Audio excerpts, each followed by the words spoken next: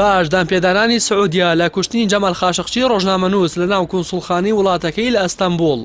لە ئێستادا تورکیا لە ڕێگەی دەسەپێکردنی زانیاریەکان بەردەوامە لە فشار خستنە سەر سعودیا بۆ دامپێدانان بەسەر ئەو ڕووداوەی کە بەسەر تەرمەکەی خاشقچیدا هاتووە.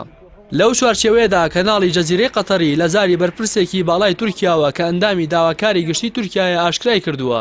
تیمەکانی گەڕان و پشکنین و لێکۆڵینەوە لە دۆسەی خاشقچی لە یەکێک لە ژوورەکانی ماڵی محەممەد عوتێبی سەرکونسۆلی سعودیا لە ئەستەمبوڵ ئاسەواری ئەو ماددە کیمیاییان دۆزیوەتەوە کە ترمەکەی خاشقچی تێدا توێنراوەتەوە و دڵنیاییشی داوە لەوەی کە وڵاتەکەی پەردەپۆشی تاوانێکی لەم جۆرە ناکات. بەپێی راپۆرتەکە ئاسەواری بەکارهێنانی مادەی هایدرۆفلۆریک ئەسید کە مادەیەکی بەهێزە لە توانەوەی مادەڕەقەکان لەناو بیری ماڵی محەممەد عوتێبی دۆزراوەتەوە.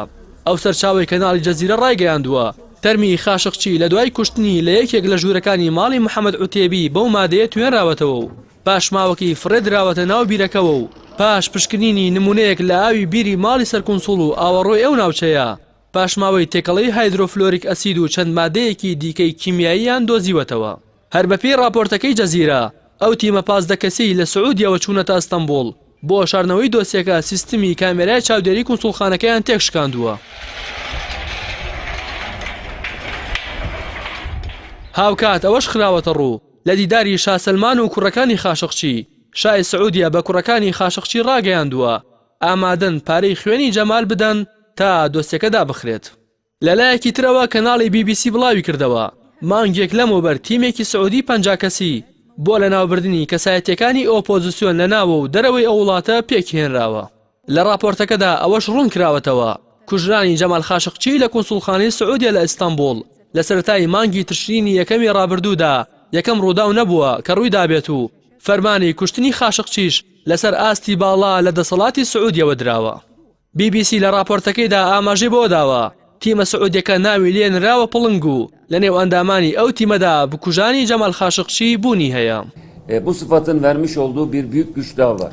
Bir büyük sorumluluk daha var. O da haccın emniyeti meselesi. لای خۆشیەوە نوعمان کورتوملوش جێگری سەرۆکی گشتی ئاکپارتی ڕایگەیاند چاوپۆشی لە تاوانێکی ستەمکارانە و دژە ئینسانی وەک تاوانی کوشتنی خاشقچی ناکەن کە پرۆسەی کوشتن و شاردنەوەی تەرمەکەی بە شێوەیەکی وەحشیانە ئەنجام دراوە.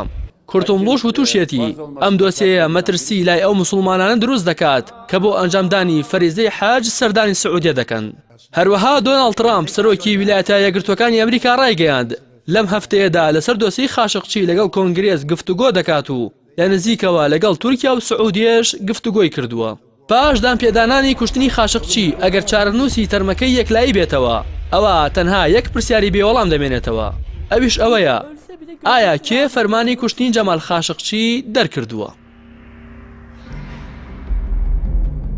يقول منتقدوه إن أمر القتل لا يمكن أن يأتي إلا من الحاكم الفعلي للسعودية نفسه.